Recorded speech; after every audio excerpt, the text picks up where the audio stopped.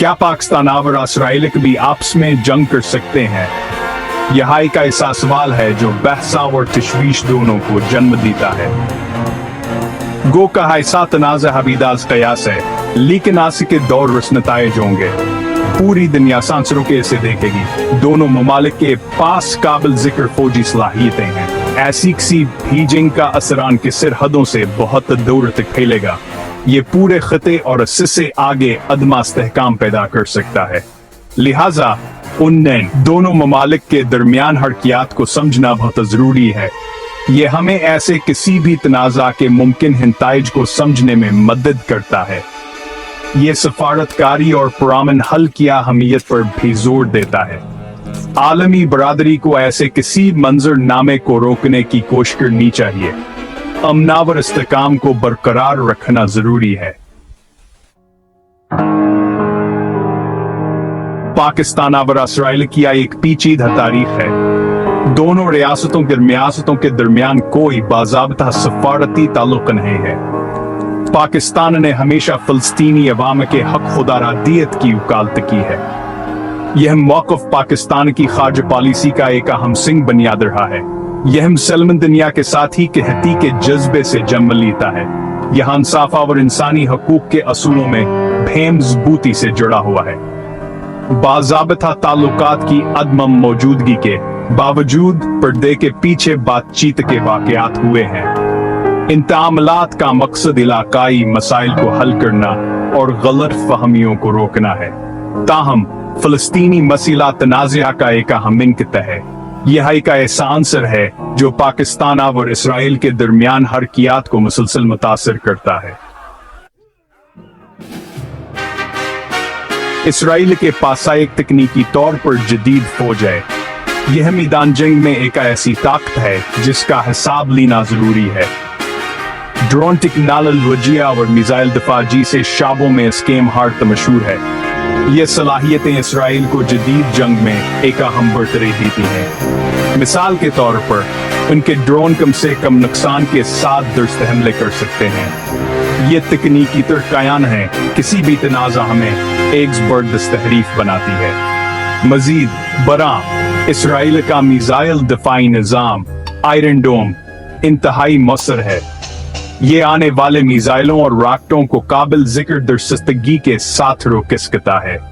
यह निज़ाम इसराइली शहरियों और बुनियादी ढांचे के लिए तहफ़्फ़ुज़ किया एक अहम फराहम करता है। इसराइली फौज मुसलसल खतरात के मुताबिक खुद को ढालती और तब्दील करती रहती है। वह तहकीका और तरक्की में भारी सरमायाकारी करते हैं, जिससे यह यकीनी बनता है कि वह फौजी टेक्नोलॉजी में सबसे आगे रहें। पाकिस्तान की ताकतास की फौजी ताकतावर कौमी अज़्म में मज़मर है।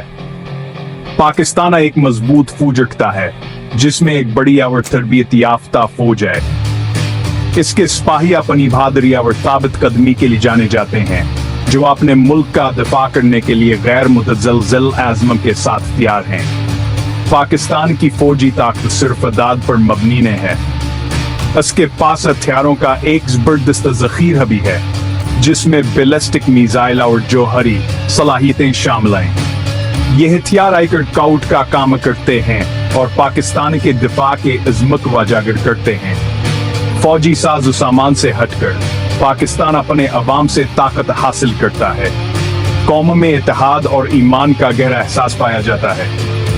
मुश्किल वक़्त में पाकिस्तानी गैर मुतज़ल्ज़ल अज़्म के साथ मुत्तहिद हो जाते हैं। यह कौमी जज्बा एक ताकतवर कुव्वत है जिसे कम नहीं समझा जा सकता। पाकिस्तान अपनी तारीख में मुतअद्दिद चैलेंजों का सामना कर चुका है। हर बार यह अपने अवाम के अज़्म से तक़वियत पाता हुआ मजबूत होकर उभरा है। चैलेंजों पर काबू पाना एक मजबूत पाकिस्तान की राह है। जहां पाकिस्तान के पास खूबियां हैं, वहीं इसे चैलेंजों का भी सामना है। मुल्क माशीर का वोटों और तालीम में तफावत का शिकार है। इन मसाइल को हल करना पाकिस्तान के तवील मदत या इस्तेहकाम और तरक्की के लिए बहुत जरूरी है। एक मजबूत माइश्ताई मजबूत कौम की रीढ़ की हड्डी है। पाकिस्तान को माशी तरक्की को फरोग देना और अपने अवाम के लिए मौका पैदा करने की जरूरत है। तालीम में सरमायाकारी बेहतनी ही अहम है, क्योंकि ये आने वाली नस्लों को कौम की तरक्की में हिस्सा डालने का इख्तियार देती है। अपनी मीशत और तालीमी निज़ाम को मजबूत करके पाकिस्तान अपने चैलेंजों पर काबू पा सकता है और एक रोशन मुस्तकबिल की राह हमवार कर सकता है। एक खुशहाल और तालीम याफ्ता पाकिस्तान एक मजबूत पाकिस्तान है जो अपने रास्ते में आने वाले किसी चैलेंज का मौसर तरीके से सामना करने के काबिल है। लिहाजा पाकिस्तान के लिए जरूरी है कहू हाक तसादी तरक्की और तालीमी असलाहात को तरजीह दे। यह एक महफूज और खुशहाल मुस्तकबिल की बुनियाद है।